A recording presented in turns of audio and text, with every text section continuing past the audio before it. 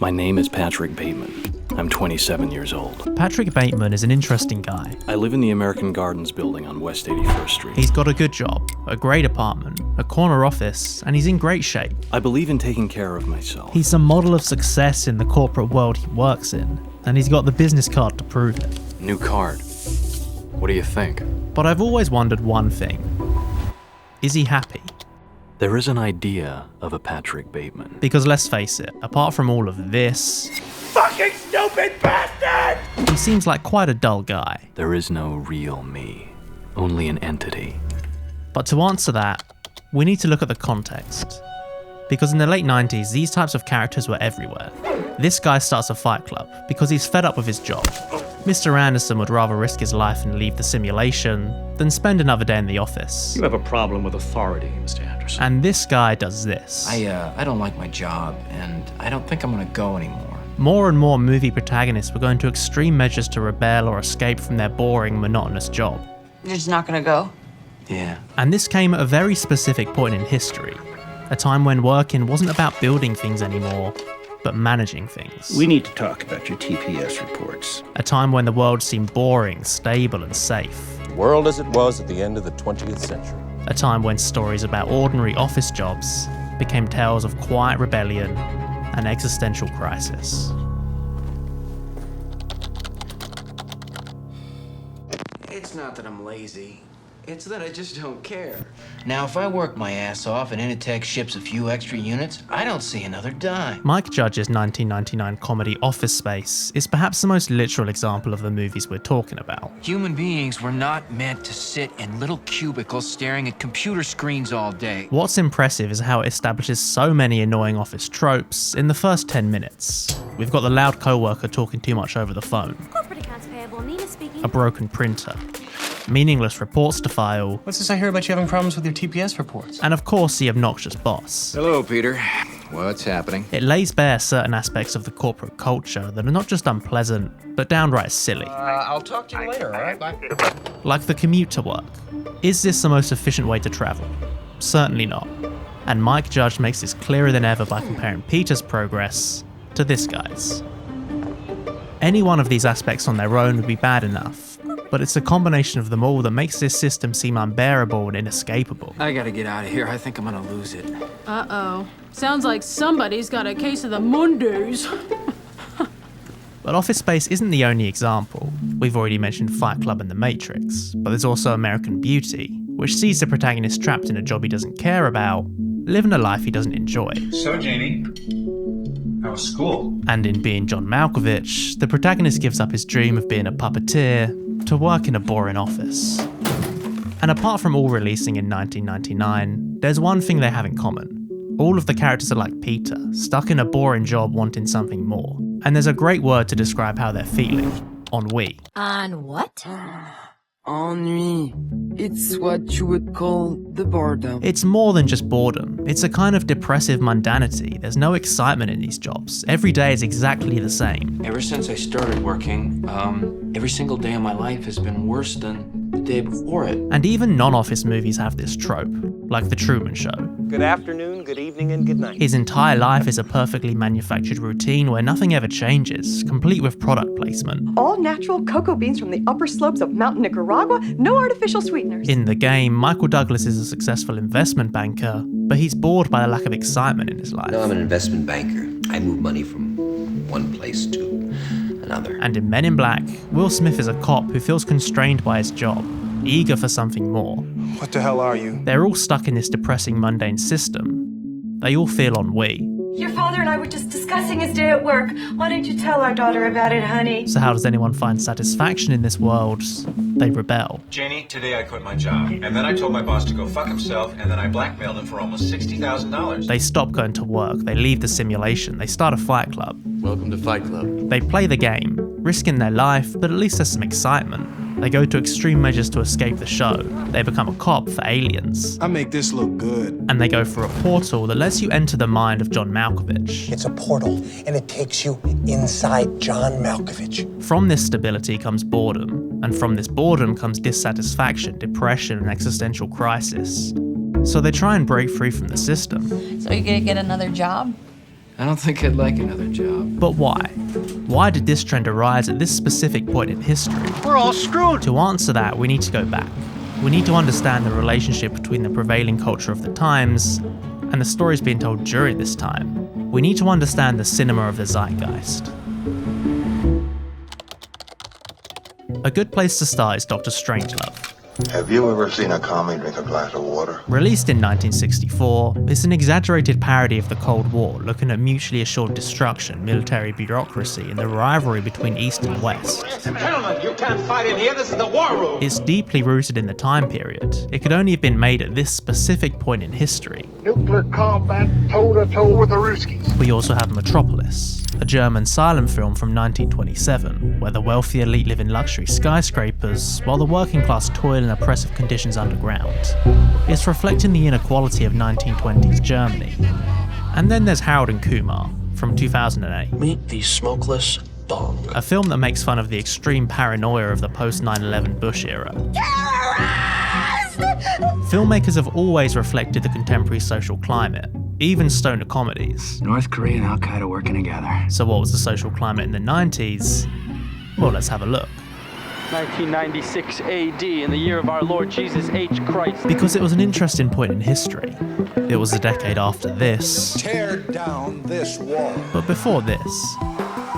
Looking back today, the world seems stable, the economy was good, the budget was balanced, and politics was sensible. I did not mostly have sexual relations with that woman. Maybe I'm being too nostalgic, but there's a reason zeitgeist movies were about this. Milton, could you turn that down just a little bit? And not this. After all, The Matrix called 1999 the peak of human civilization. The threat of nuclear war, inequality, and terrorism wasn't prevalent in the culture. To lots of people, there wasn't much to worry about. This is basketball. 10 years from now, gyms probably won't exist. They'll have like internet ball. But human beings will always find something to complain about, as seen in these forum posts from the time. Subject: who thinks the 90s suck? I do. Written by Metal Beast on the 6th of August 1998. I'm almost certain that the 90s simply will not be remembered by future generations. Can anyone honestly see anyone throwing a 90s themed party? Thank God. I've hated the 90s since they began. Rap music, Iraq, Bill Clinton, O.J. Simpson, Rodney King. I'd rather just forget the 90s. These posts never really give a concrete reason why the 90s suck. It's the same energy you see in Office Space, this kind of low-level frustration for no singular reason. You know, there are people in this world that don't have to put up with all this shit. And it's this combination of the mundane and the materialistic culture of the times that these movies capture so well. This is what your average office looked like in one of these films. The same grey walls full of people wearing the same boring clothes, and we almost never see any windows. And this was a purposeful choice by the filmmakers, because even when you want to have a normal environment, there'll still be some flair to create visual interest, like the yellow pillars in Zodiac or the busy, frantic energy from The Wolf of Wall Street.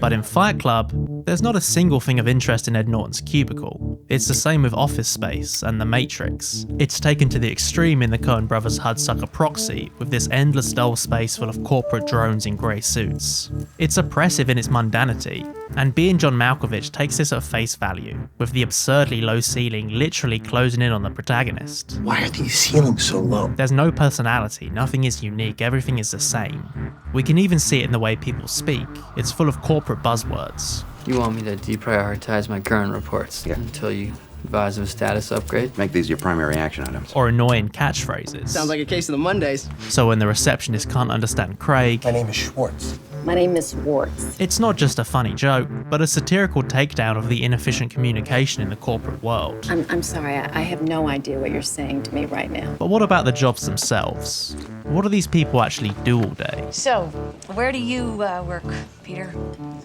I sit in a cubicle, and I update bank software for the 2000 switch. That's what he says, but in reality it's just endless paperwork and reports, nothing that's actually useful or fulfilling. I'd say in a given week, I probably only do about 15 minutes of real, actual work. He has 8 bosses, not exactly an efficient use of resources. When I make a mistake, I have 8 different people coming by to tell me about it. In Being John Malkovich, Craig spends his day filing paperwork. Mr. Anderson is a programmer, and Lester works in advertising. For 14 years, I've been a whore for the advertising industry. What they all have in common is that they work on computers. This is Lester Burnham from Media Monthly Magazine. I'm calling for Mr. Tamlin, please. They can't see the outcome of their labour, they just see a spreadsheet increase by 0.1%. It's not exactly rewarding.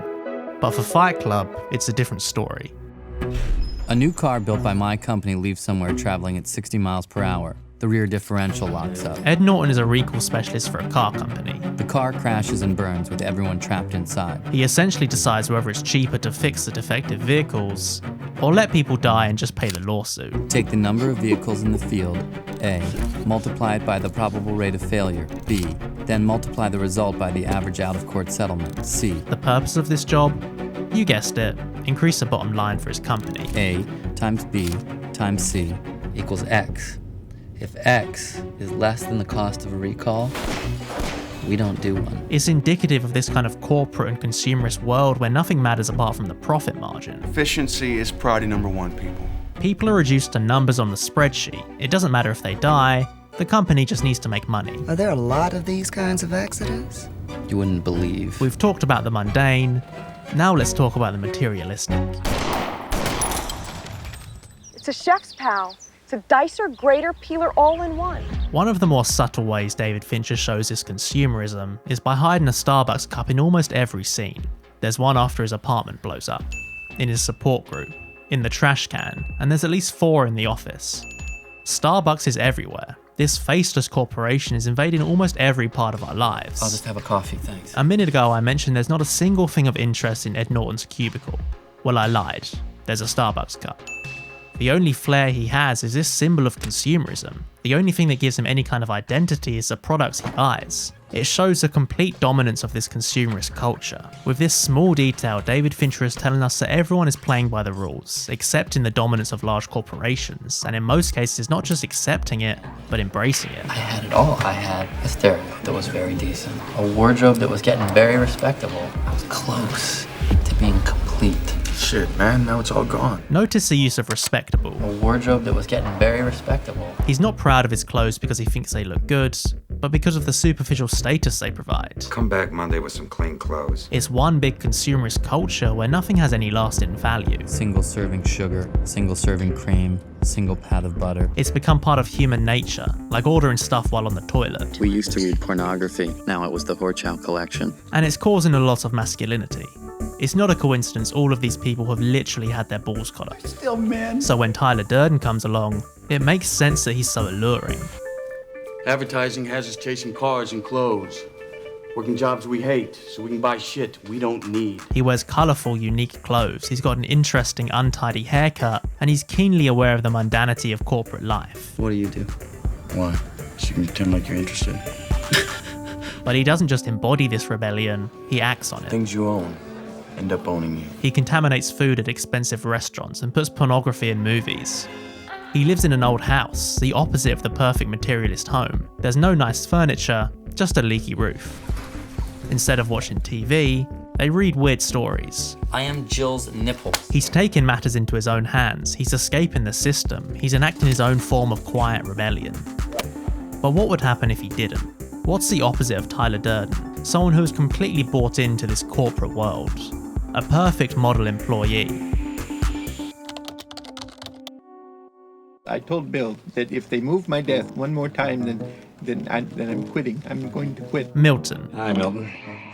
What's happening? Based on Mike Judge's original animation, is a meek loser with no identity other than his job, which he hates but never quits. I told Bill if they move my desk one more time, I'm quitting. He's like a look into Peter's future, where he's still stuck in this same job, still sat at his desk, and still answering to his obnoxious boss. Oh, hello, Milton. What's happening? But there's another example. Someone who's the model of success in the corporate world. Someone who embodies this consumerism rather than the rebellion against it. Someone who's the opposite of Tyler Durden. It is, of course, Patrick Bateman. I guess I was probably returning videotapes. And does he seem like a happy guy?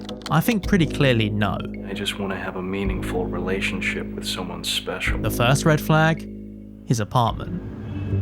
This is one of the opening shots of the film. What do you notice? There's basically no colour. Everything is black, white, or grey.